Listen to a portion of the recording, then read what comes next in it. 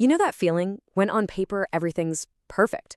You're hitting your goals, your life looks good from the outside, but inside there's just this hollowness. It's like you're just going through the motions of a great life that doesn't really feel like yours. Well, today, let's talk about that feeling. It's way more common than you might think. So, the alarm goes off. You wake up. You get right to it. There's a plan for the day, right? A schedule, a to-do list already running through your head. And you're good at what you do. You get to work, you meet those deadlines, you deliver exactly what's expected. I mean, from the outside looking in, you're absolutely crushing it. You're in the meetings, you're smiling, you nod, you chime in with smart ideas. You look completely engaged, totally present. You're playing the part, and you're playing it perfectly.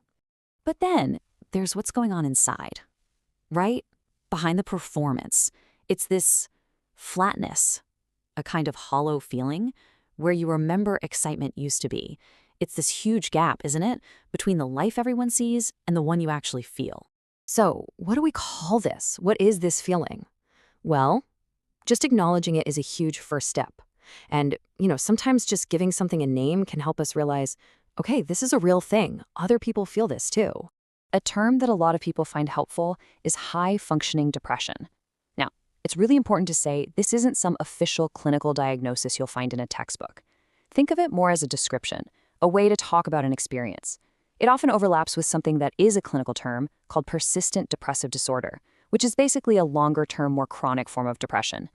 And this is what makes it so tricky and, honestly, so confusing. When we think of depression, we often picture a major depression, where it's really hard to get through the day. But this high-functioning experience, it's often totally invisible. You keep going to work. You keep seeing friends. The whole struggle is internal. And that's why it's so easy for other people to miss. And, honestly, it's easy for us to miss it in ourselves, too. Yeah, and here's a really key point. This experience isn't always about feeling intensely sad. A lot of the time, it's more like a persistent grayness, Just a constant, low-level feeling of meh. It's that emotional numbness, that flatness, where things that you used to love doing just feel like another chore to check off the list.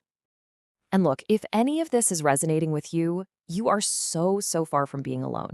The World Health Organization says about 280 million people around the world live with depression.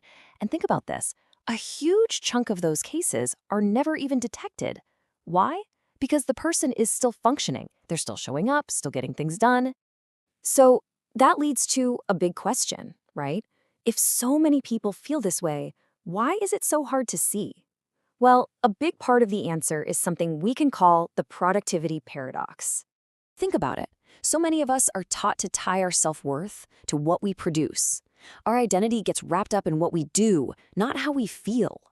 And because of that, we get really good at avoiding any hint of vulnerability, because we don't want anyone to think we're not on top of our game. And after a while, that feeling of just being emotionally exhausted, it just starts to feel normal. And this is the trap right here. Research has shown that people often put off getting help because the symptoms just feel manageable. It's that voice in your head that says, hey, I'm still working, I'm paying my bills. It can't be that bad. But here's the thing I really want you to hear. Manageable is not the same as being well. Just because you can keep pushing through doesn't mean you have to. And let's be real, this whole personal struggle gets amplified by our culture. We reward performance. We celebrate being busy like it's a badge of honor. Constant achievement is the goal. And in that story, there's not a lot of space left for feeling empty or disconnected, is there? Which leads us to this really core idea. Sometimes your biggest successes, the very things that make you look so capable on the outside, they can become the perfect camouflage for how you're really feeling on the inside. Okay, so with all that in mind, let's just shift gears a little. We've talked about the what and the why. Now let's just take a quiet moment for a little self-reflection.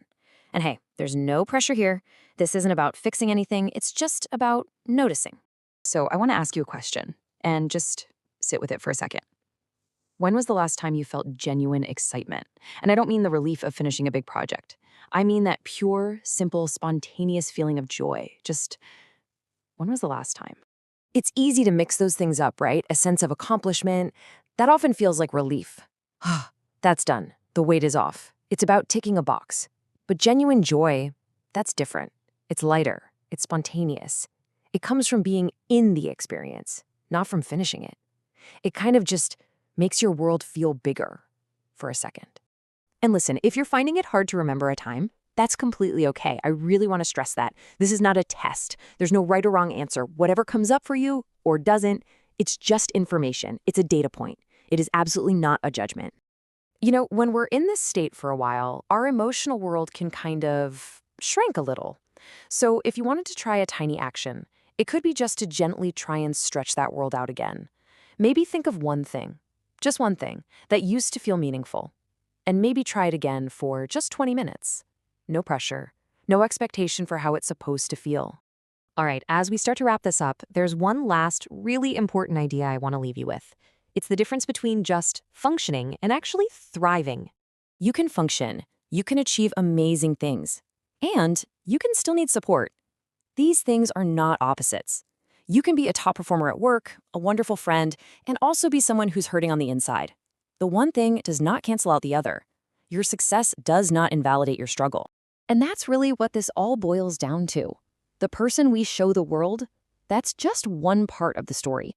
So if anything we talked about today hit home for you, please know that what you're feeling is real, it's valid, and it is so much more common than you think. Because looking fine doesn't always mean feeling fine.